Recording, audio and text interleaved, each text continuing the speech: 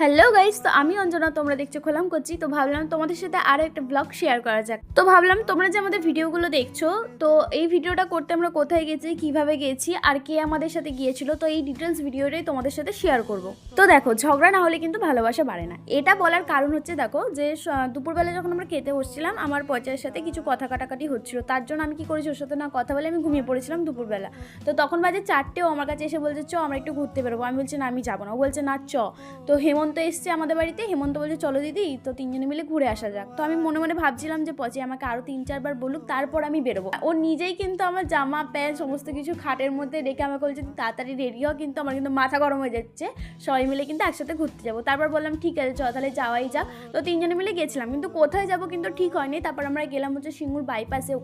ওখানে গিয়ে কিছু ভিডিও ক্লিপ নিচ্ছিলাম। আর হ্যাঁ, তোমরা হয়তো জানো যে সিঙ্গুরের এই কিছুদিন হলো একটা জায়গা ভাইরাল হচ্ছে, তালতলা। তো ওখানে গেছিলাম, কিন্তু তালতলায় যাইনি আমরা, তার পাশে যে বাসটা আছে সেখানে গিয়েছিলাম। আর হ্যাঁ, আমাদের ভিডিওগুলো তোমাদের কেমন লাগছে অবশ্যই আমাকে জানিও কমেন্টে। আর হ্যাঁ, ততক্ষণের জন্য টাটা, দেখা হচ্ছে তোমাদের সাথে আরও একটি নতুন ব্লগ নিয়ে।